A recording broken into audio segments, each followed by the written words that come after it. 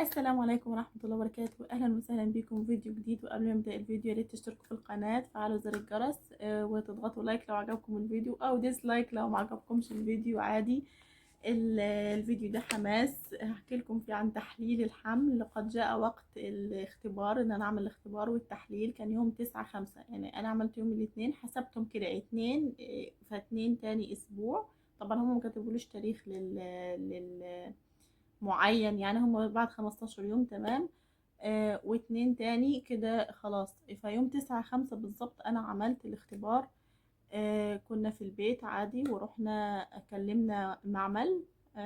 والصبح طبعا على الساعة 10 كده، وجاء أخد العينة. النتيجة ظهرت بالظبط الساعة 5 المغرب. 5 المغرب يا جماعة. الفترة دي، الفترة اللي هي دي أنا مش قادرة أقولكم صعبة، لأن في فترات صعبة مرت عليا، بس يمكن ساعتها أنا حسيت بصعوبتها فعلا. آه، اللي انا كنت فاكره ان انا اخدت دش وقتها. اليوم ده اخدت الدش ومثلا على العصر كده ونمت. صحيت الساعة 5، قبل الساعة 5 ب10 دقايق. فأنا طبعا جوزي كان فترة الانتظار خلاص، بعد ما طلعت من المركز كان معايا. بعد لما رحت فترة انتظار الأسبوع ده قعدته عند خالتي، فهو خلاص نزل البلد هنا، رجع سوهاج وسابني. فجاه على ميعاد التحليل. فيوم التحليل فهو المفروض هيحجز ذهاب وعودة. فاحنا في العودة دي انا قلت له احجز تذكرتين، لان انا مش ضامنة يعني انا مش فهو بيقول لي لا، تذكرة واحدة، وانا بقول له تذكرتين. وفعلا حجز تذكرتين. خلاص انا ماشية مش هقعد يعني خلاص. طب انا مهيئة نفسيا ان انا ممكن احتمال كبير ما يحصلش حمل، وخلاص يعني انا همشي هروح بلدنا، ومجهزة شنطي وخلاص. بدأت أقفل الدنيا كده على بعض العصر. استحميت وخد دش ونمت.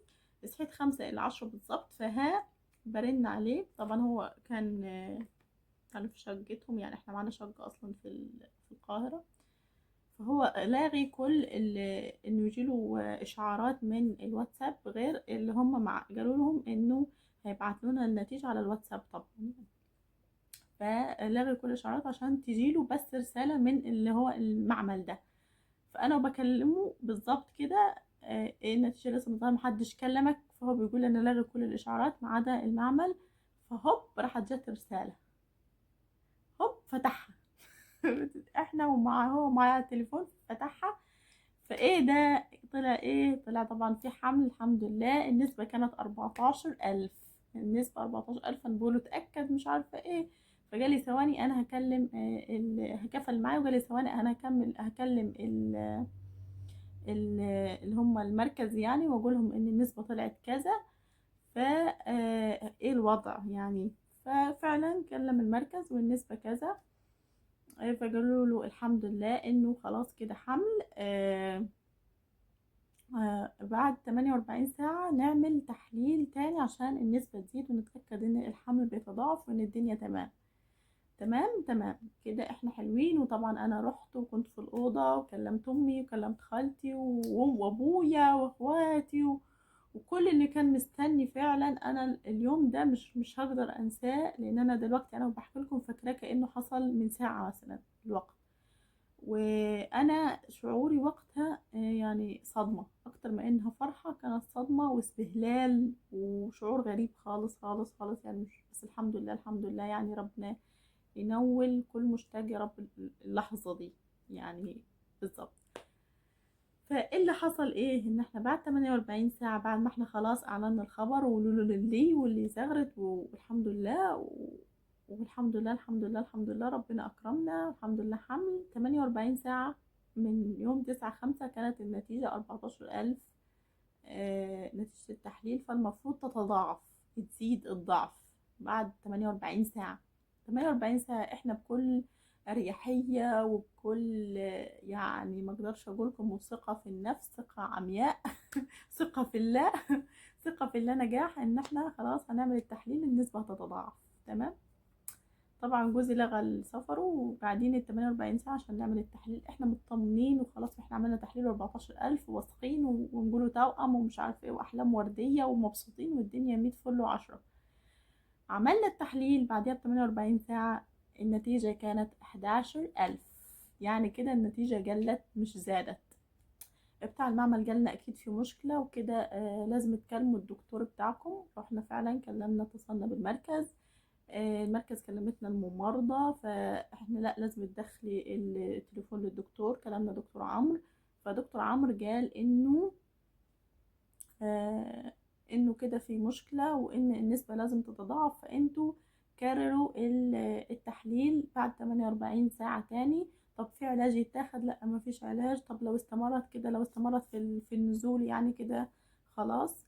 انا بكلم الممرضة منهارة، يعني ايه استمرت في النزول كده خلاص؟ فهي قالت لي طب ادوني اي حاجة تزود النسبة او تثبت الحمل او اي. هو اصلا ما فيش حمل عشان يثبت، هم اصلا يعني ممكن، هو جالي ممكن المعمل يبقى غلط اصلا، نتيجته غلط ومفيش حمل او مفيش حالة.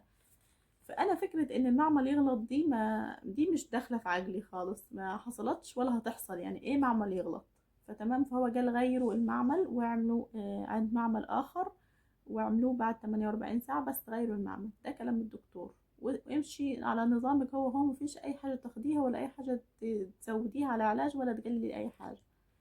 تمام، بعدها ب 48 ساعة عملنا في معمل غيره، يعني غيرنا المعمل خالص وعملنا، طلعت النتيجة 900. طلعت النتيجة كام؟ 900. دي طبعا دي وحدها، دي صدمة. خلاص 900، أنا منهارة، يعني مش يعني أوعر من الانهيار. يعني شوفوا، يعني أنا كنت 14,000، 11,000، 900. 900 ده رهيب. ايه 900 دي؟ ايه 900 دي معناها ايه؟ ده بينزل نزول رهيب. فقلنا للدكتور ان احنا غيرنا المعمل. طبعا ده الوقت انا بحكي لكم كده عادي، لكن في صريخ وفي ناس وفي شد بينه وبين جوزي وجذب، وفي اعصاب منهارة، وفي الناس كلها مستنية على نار، والناس كلها عمالة، يعني امي وامه وحماتي وخالتي وخالتي وخالتي وخالتي وابويا واخواتي وكله ده يعني على نار، بركان ساير بجد. يعني الايام دي خلاص الموضوع انتشر. انا في ناس كانت بتكلمني انا مش عارفه ارد عليها اقولها ايه، يعني هما بيتصلوا يباركولي وانا اصلا في حاله ما يعلم بها الا ربنا. يعني ازاي يعني؟ في ناس اصلا كانت تسالني انا مش عارفه اقول لها انا حامل ولا مش حامل، ولا نجح ولا مش نجح ولا ايه. فعملنا 900. فالمرة احنا فجلنا 48 ساعة وعملنا من نفس المركز اللي طلع لكم انه 900 ده، عشان نشوفه هل هو غلط في المعمل ولا احنا حتى الان احنا ما وصلناش لاي نتيجة ومش عارفين اي حاجة. طب نيجي نعمل سونار، لا ما تتحركيش من مكانك، اصلا ما فيش حاجة هتظهر. على 48 ساعة عملت عند معملين، يعني جبت اتنين ياخدوا لي نفس العينة غالبا، يعني واحدة الساعة 10 والساعة 10 ونص، يعني مفيش فرق.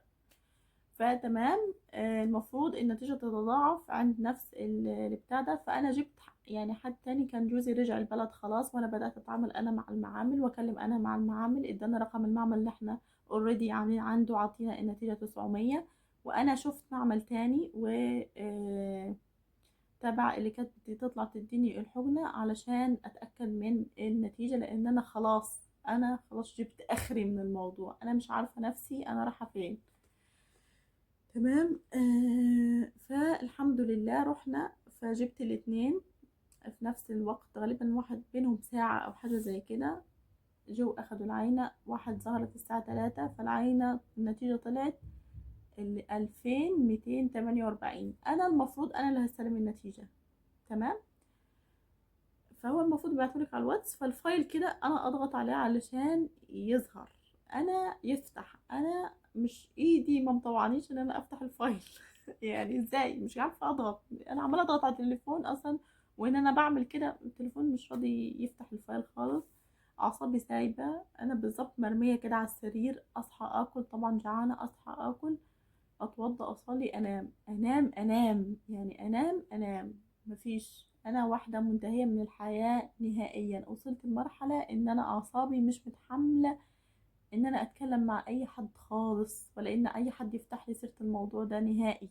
يعني ولا حتى قادرة أبكي، يعني إن أنا أبكي وأعيط ومش عارفة إيه، ده أنت بتخرجي طاقة عصبية فبترجعي أحسن. أنا مش قادرة أعمل كده، مرمية كده، يعني معاكي قماشة ورميها على السرير وخلاص، ولا القماشة دي بتصحيها، تأكليها وتشربيها، تروح الحمام، تتوضى، تصلي، فقط لا غير.